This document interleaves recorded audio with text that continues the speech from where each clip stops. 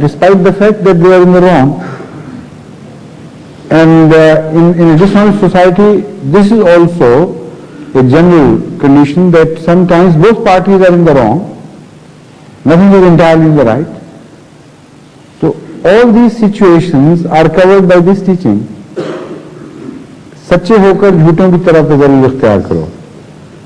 Being righteous, being in the right, show humility like a liar, as if you had lied, as if you were in the wrong. So when I explain these situations, sometimes people who are very adamant in their quarrels, they suddenly began to see light. And they understood that if they crave pardon, it will not prove that they were in the wrong. It will prove exactly the other way around. It will prove, according to Hadhrat Mirza Tahir sayings, that because you believed you were in the right, this is why you are vying with each other or beating other to craving a pardon. So this is a very effective, no doubt about it. It's a very, very effective formula for striking reconciliations. Yes, Khalid Sahib? May I be allowed to leave Sagar to work? Huh? May I be allowed to leave Sagar to work, sir? I see. Yes, no, straight from here. I see, all right. In the Holy Quran, at the verse of Surah An-Kabut, it is mentioned that you should obey every orders of your commandments of your parents except the shirk. Suppose if parents says to his children that go and steal something, whether that he should obey them. Go and do what? Steal something. Steal something. And that I explained earlier too. Shirk here in this context covers everything which is done against the will of Allah. Shirk here applies to the fundamental question of doing something for somebody's sake. If against the will of Allah you do something at the command of your parents, that is shirk. So it covers everything. In this context, the situation covers actions, wrongdoings or good deeds at the command of your parents. So the Holy Quran has made the fundamental division here, indicating that anything which is done for the sake of Allah or which is not contrary, let's say, which is not contrary to the will of Allah is okay, that is permitted. But if it is contrary to the will of Allah, that would be shirk. Once it was reported in Al-Fazl Akhbar during this Majlis Arfan, it was saying by you, sir, कि अगर कोई हुक्म खुदा ताला के हुक्म से टकराए तो वो मान लो. I think that was wrongly reported. No, it's impossible. I think na must have been missed. वो ना मानो. That is what I said. As I have said just now, contrary to the will of Allah is exactly the same thing. Because there was a discussion between. No, that's absolutely wrong. तो उसके टकराने का फिर हम ये मैंने कहा. No, whoever transcribed it, made a mistake. Instead, he must have missed the word na. No.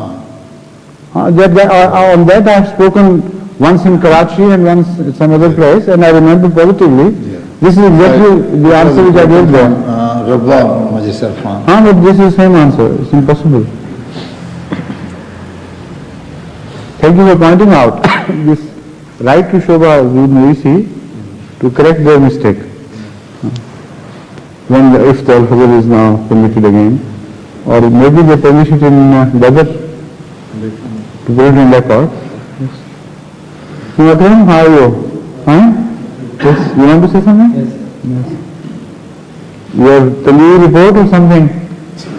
Some question or your preaching report? Question. Achha. This is actually a question which cropped up during this. We know that due to the blessings of God, Islam spread far and wide in the early what was the reason that other empires like Roman Empire or Greek empires also spread initially? What was the sort of moral or something which was... Now you are comparing two completely different values, incomparable values. You are comparing religious movement with empires. They are not comparable. So that leads to the question, do you then need religion? For instance, why don't you say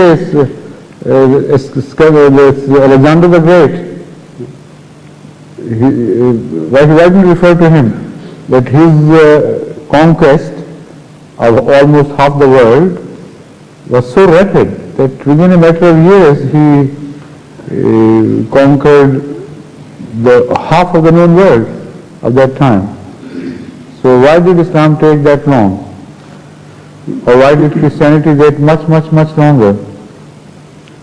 I mean, they are not to be compared. They are completely different phenomena.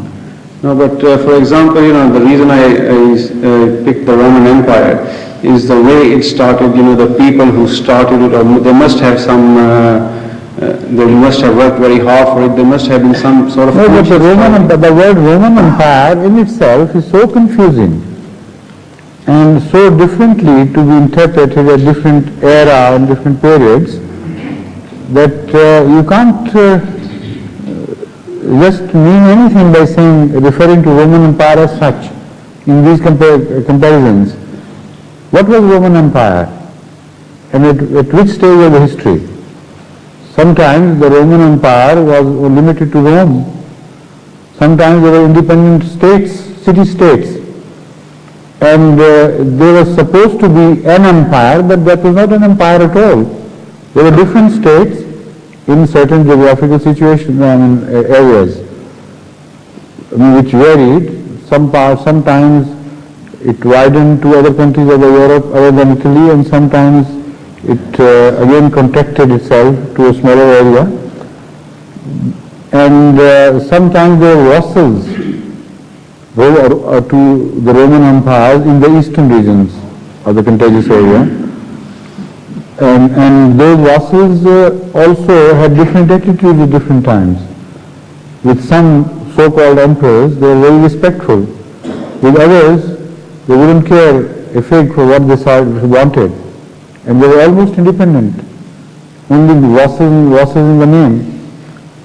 So Roman Empire cannot be quoted against a religious phenomena, or any empire for that matter. They are completely different situations, values, conditions, and they are not principles like religions. But why then were they given this great power? Who was given what? Well, for example, when the Caesars were there. Why do you go back so many years before? Go back into the history. Why don't you talk of America? Well, Russia for that matter. I could imagine that because eventually while here in this time, while we are living now in this time, we have two big powers to quote, America and Russia. So base your question on them. Well, perhaps the West, I could say, perhaps because of the sacrifices of the very early Christians.